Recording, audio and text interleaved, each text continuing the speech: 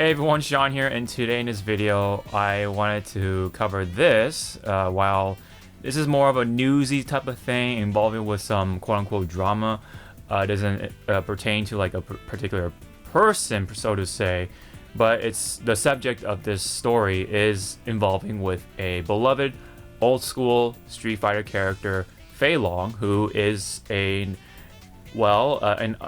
homage to Bruce Lee, of course, who is pretty much a spitting image of the legendary martial artist.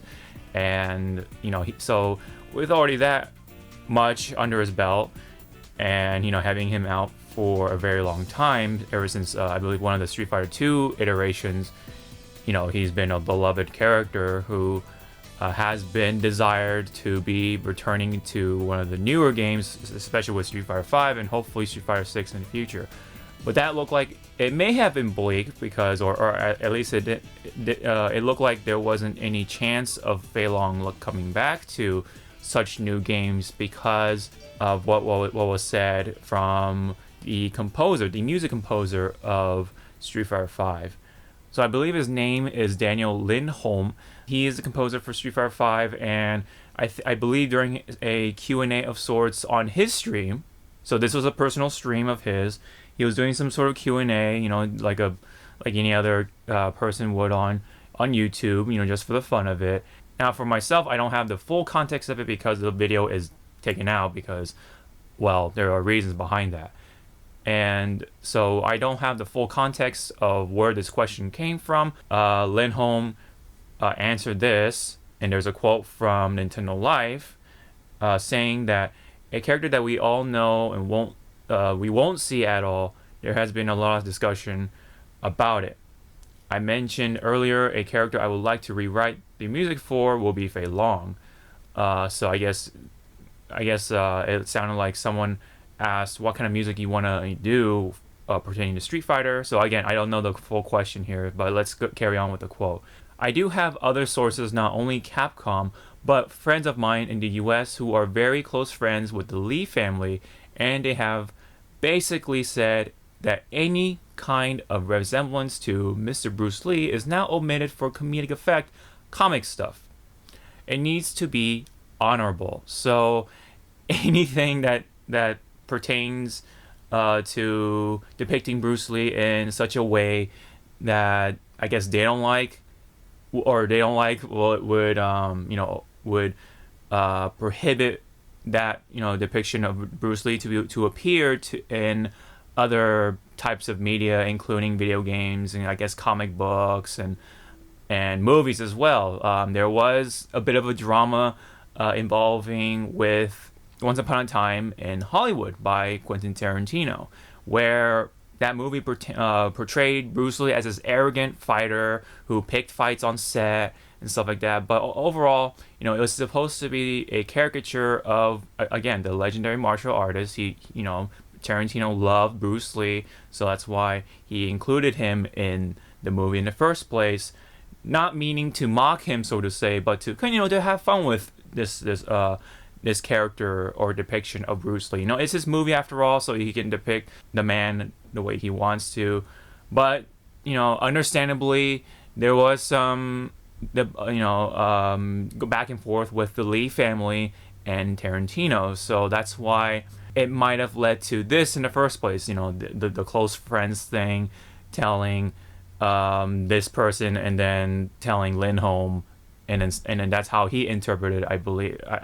This is my interpretation of his interpretation, but just allegedly saying that this might have been how he reached that conclusion in the first place, which is why probably he said this quote in his Q&A, which led someone from, I guess, Nintendo Life to put this article out regarding to Fei Long and his inclusion for the future games.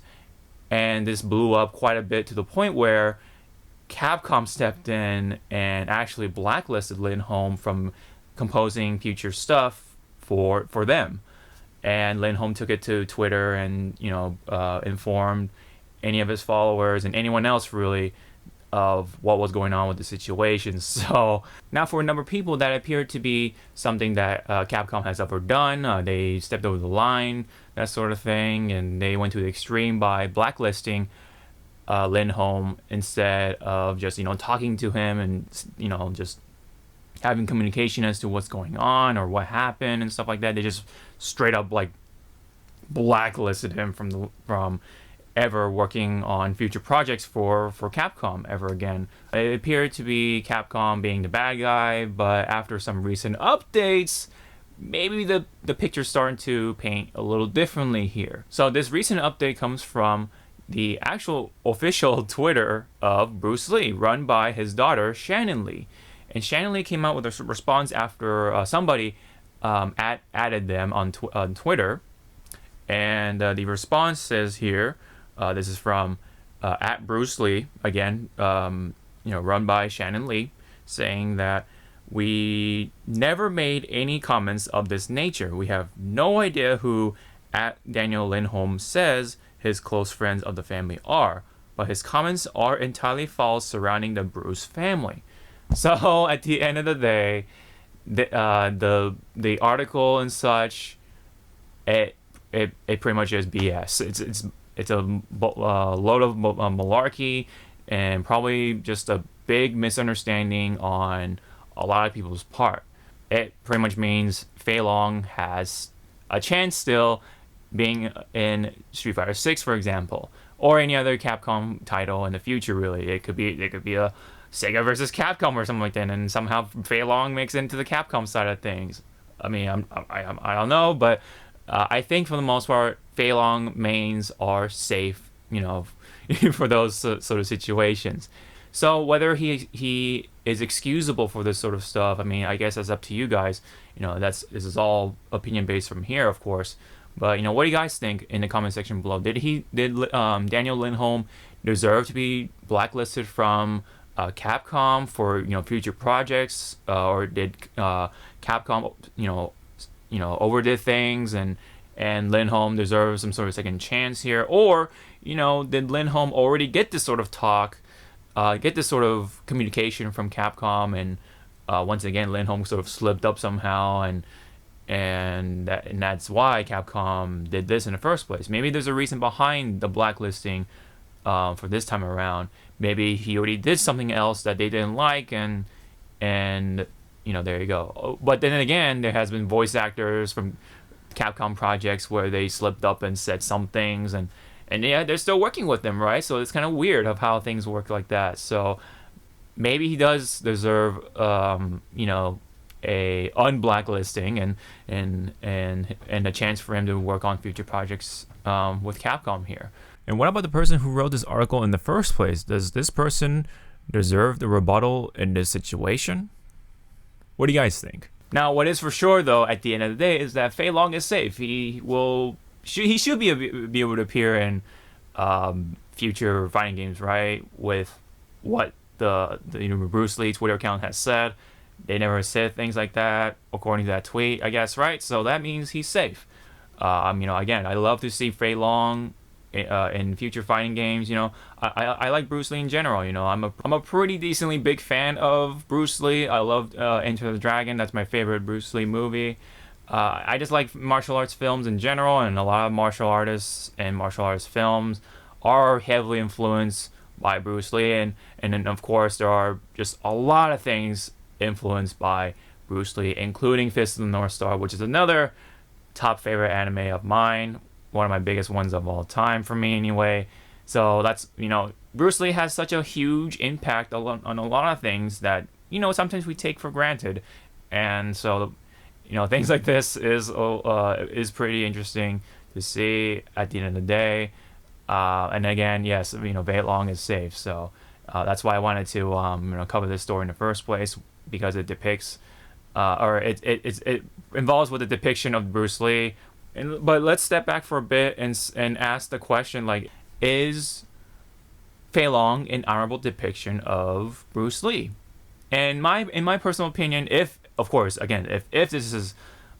was real, I think Fei Long is an honorable depiction of sorts. He's a pretty strong character, in Street Fighter. I mean, he's got cool attacks. The Achou thing could be a little exaggerated maybe, but that's a kind of a subjective thing, depending on each person, case by case or whatever.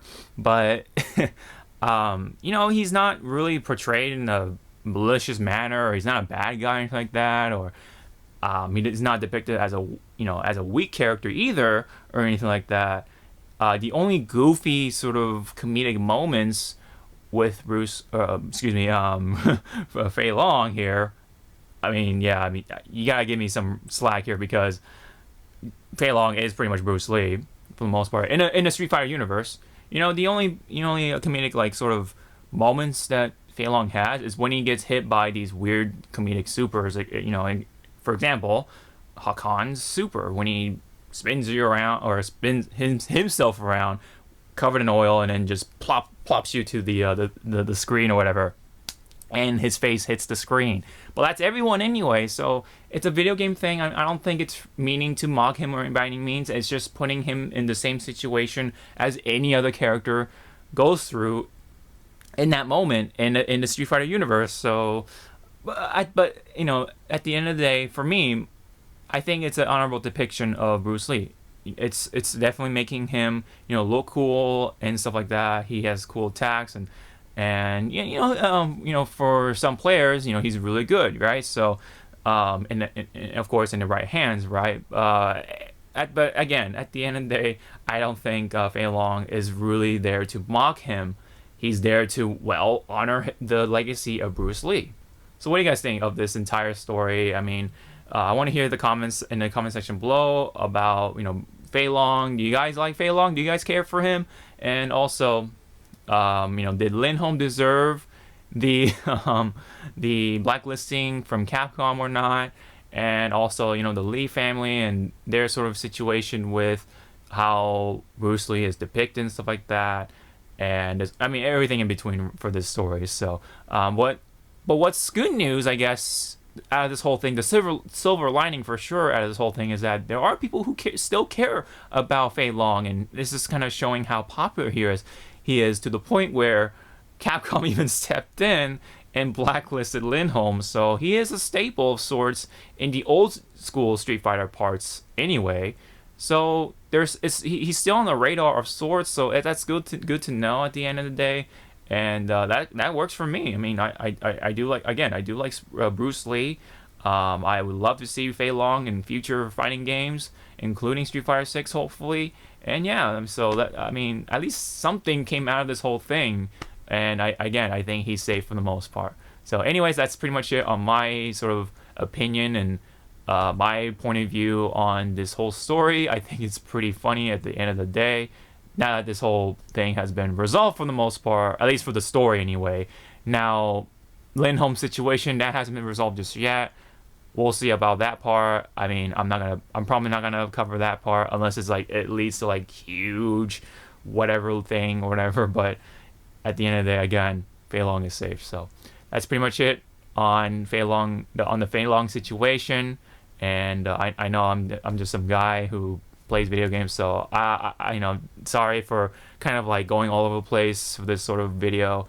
I don't normally cover news like on a consistent basis, so I'm just a guy just talking about this sort of stories. So anyways, thank you guys so much. I'll see you guys hopefully in the next video. Sean out.